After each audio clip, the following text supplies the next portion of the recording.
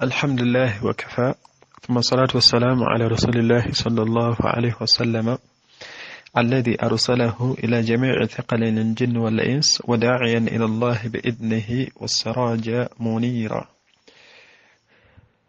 وبعد، عن أبي أيوب الأنصاري رضي الله عنه أن رسول الله صلى الله عليه وسلم قال: لا يحل للمسلم أن يهجر أخاه فوق ثلاث، أن يهجر أخاه فوق 3 ليال يلتقيان فيعرض هذا ويعرض هذا،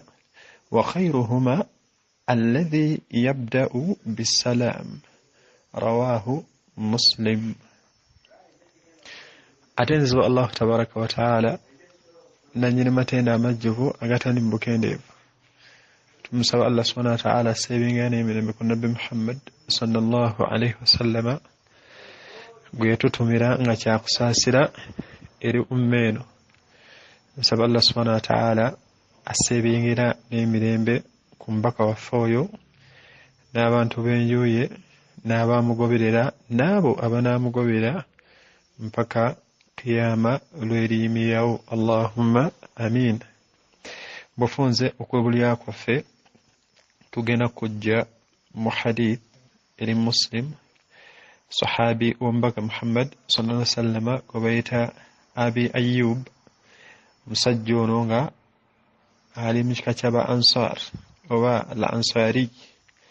yali mu ba Ansar.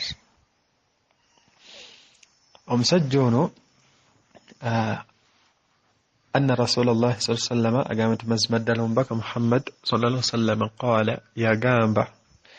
la yahillu, yagamba tekikkirizibwa, amakulu kiro kiri mahrum, kiri haramun. La yahillu, tekikkirizibwa. Yagamba nti lilmuslimin, kubeeranga omusiraamu, an yahjura akhaahu fawqa 3 layali, okubeeranga omusiraamu asenguka musiraamu munne, fawqa, okusukka 3 layali, okusukka ebiro 3, amakulu ennaku 3, ebiro 3 oba tuyinza okugamba nti ennaku 3. Nabbi yagambye nti la yahillu, tekikkirizibwa. Amakulu omubaka aziyizza kino ekikolwa si kya mu busiraamu, kyesambe, kiyinza okuleetera ebizibu mu maaso ga Allah tabaraka wa taala nga bwe tujja okulaba oba oliawo. N'agamba omubaka nti tekikkirizibwa okubeeranga omusiraamu asenguka musiraamu munne bamala ennaku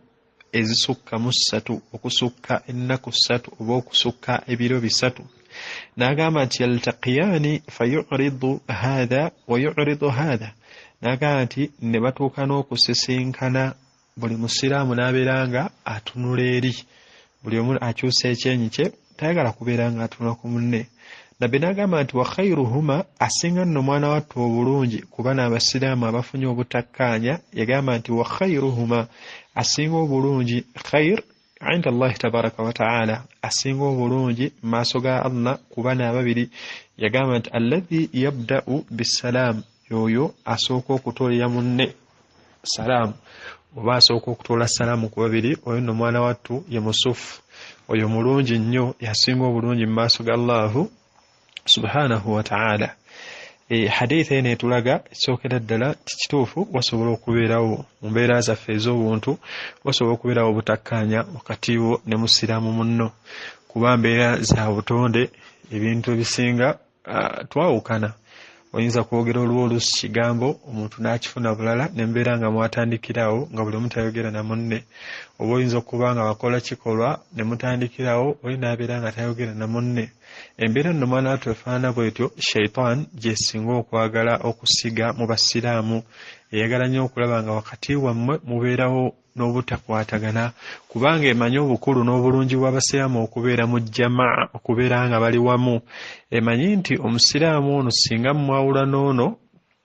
ajja kubeera takyalina mukubiriza kukola mulimu mulungi noono emigaso gy'abaddemu ono nga takyalina muziyiza mize mibi oba obunafu bw'abadde alina mu ddiini. Temukyekubiriza swala, temukyekubiriza gendako mu ddarasa, temukyekubiriza kusoma ku Qur'an nga shaitaani yabaawula buli omu n'emuteeka gye yamuteeka. Nabwe kityo enkola ya shaitaani bwebeera yagala okunafuya abaddu abawangaala babiri nga balina ibaada gye bakola oba ng'ebalaba bagenda kutuuka ku bulungamu olw'omukwano gwabeera balina wakati waabwe. Shaitaani egezaako nnyo okubeera ng'ereeta akantu katono, then it happens to be a spark nga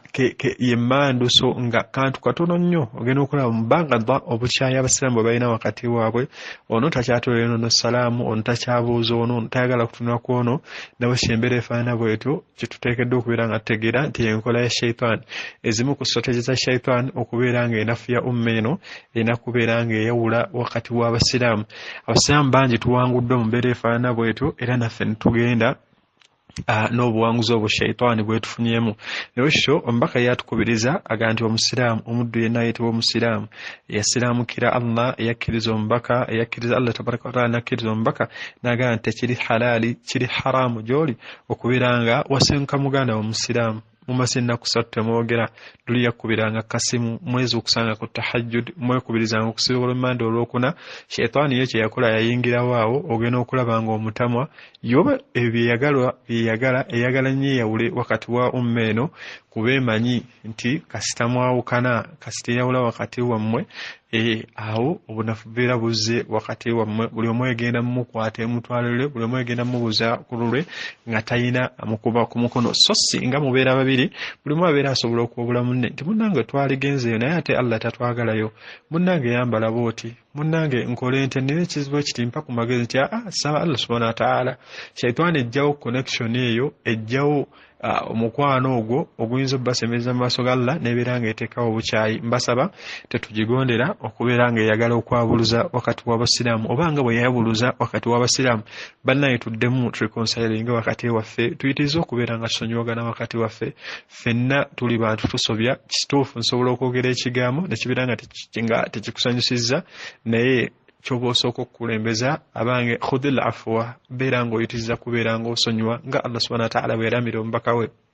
yamugamba ati Muhammad itiriza kubeera ng'osonyiwa. Ate wa'muru bil urufi, amukubiriza byonna ebigambo byamusuubirira bikulaga nti ayagala kuggyawo mbeera ya kubeera nga abasiraamu baawukana, kubeera nga bakutukamu ebinja, kubeera nga bakyawagana wakati waabwe mu mbeera efaanana bwetyo. Omubaka atuganye tekikkirizibwa, n'agamba nti ate abasiraamu banene ababeera bafunye obutakkaanya singa babeera basinkaganye buli omu nga tayagala kutunula ku munne. Nabbi n'atuwa ekkula mu hadithi eno n'agamba nti asinga obulungi mu basiraamu abafunye obutakkaanya yagamba nti alladhi yabda'u bisalaam, oyo anaasooka okuteera munne salaamu. Omusiraamu mulina obutakkaanya ku akeedi bwe mukolera, mulina obutakkaanya ku institution omusomera, mulina obutakkaanya ku jamia, mulina obutakkaanya mu muzikiti, mulina obutakkaanya embeera zonna. Buli omu omumanyi oba neighbour yagamba nti ate gwe agenda okusooka okuteera neighbour salaamu gwagenda okusooka okubeera oba gwagenda okubeera nga gwasinga obulungi mu maaso ga Allah subhanahu wa ta'ala. Kikulaga nti ffenna twalulunkanye okubeera nga ffe abasinga obulungi mu maaso ga Allah. Mukubira akasimu mugambe nti munnange nsonyiwa nakusobya, newobeera okakasa nti gwe mutuufu olw'obulungi bw'okuzzaawo obusiraamu buno. Anye batugamba nti osobola okukkiriza gwe baasobya n'obeera nga olabanga gwe musobya n'ofuna empeera z'okugatta wakati wo ne muganda wo musiraamu.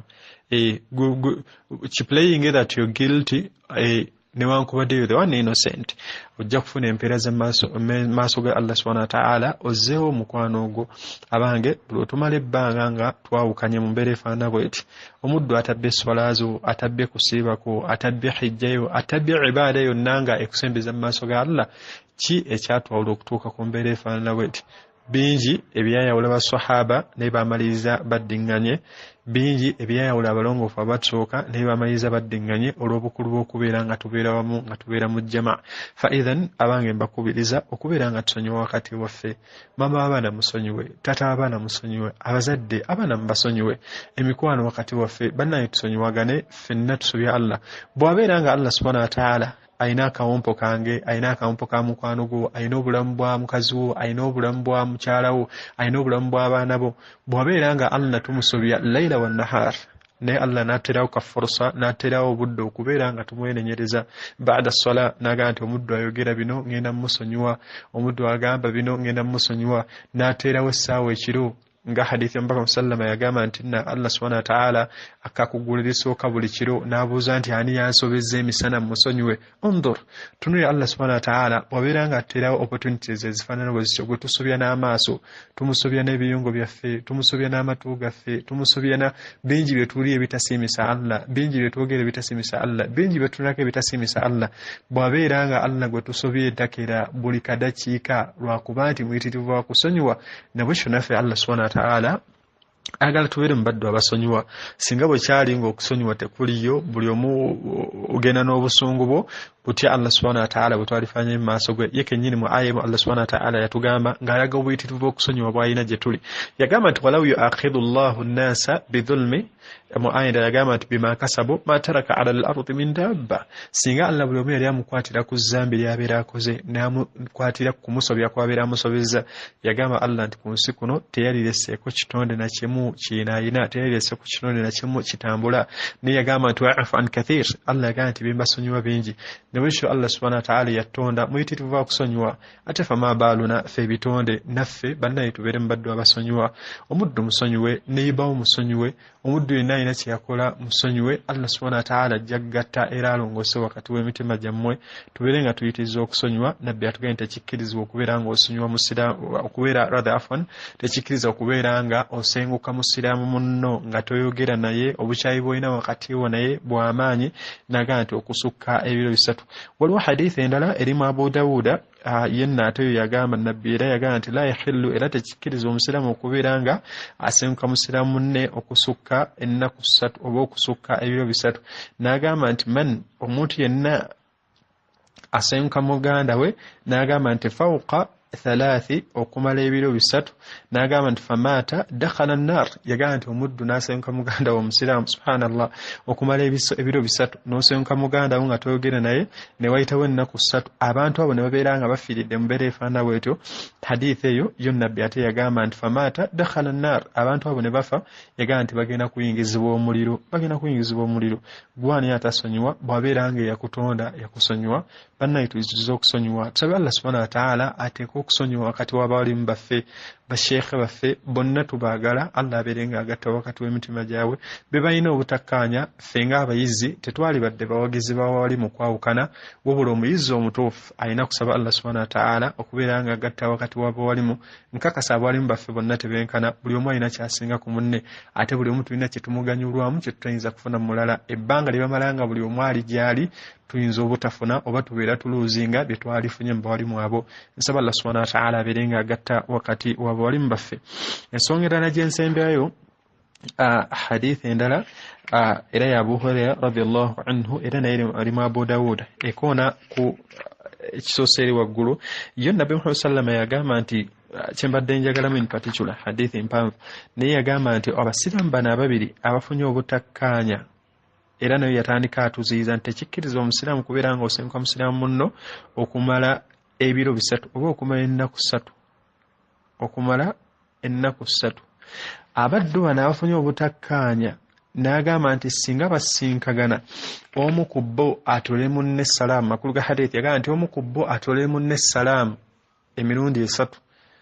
oba amutolere ogusooka bw'alaba tazzeemu amutolere ogwokusatu bw'alaba tazzeemu amutolere ogusooka bw'alaba tazzeemu amutolere ogwokubiri bw'alaba tamuzzeemu amutolere ogwokusatu bw'alaba tamuzzeemu nabbi n'agamba nti omuddu ono anaaba agaanye okuddamu salaamu ya munne yagamba nti yafaanana bw'atyo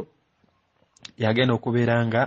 asigazza ezzambi ye awandiikibwako ezzambi mu maaso ga Allahu tabaraka wa taala awandiikibwako ezzambi mu maaso ga Allahu tabaraka wa taala ono aganye okuddamu salaamu ya munne ne bwe kityo tubeere nga tugatta oba nga tulongoosa wakati waffe nsaba Allah subhanahu wa ta'ala agatte wakati w'emitima gyaffe obutakkaanya bwe tulina wakati waffe Allah abeere nga agonjoola era alongoosa emitima gyaffe mu mbeera erimu ey'okukosebwa wakati waffe nsaba Allah subhanahu wa ta'ala agatte wakati wa umma eno wakati w'abalimu na bonna abafumbo abaana baabwe mikwano gyaffe era abeere ng'atuwamu bulungi fi dunya wal akhira nabbi atugaye tekikkirizibwa tetwesenguka abange tulongoose wakati waffe subhanaka allahumma bihamdika nashhadu an la ilaha illa anta nastaghfiruka wa natubu ilaik assalamu alaikum wa rahmatullahi wa barakatuh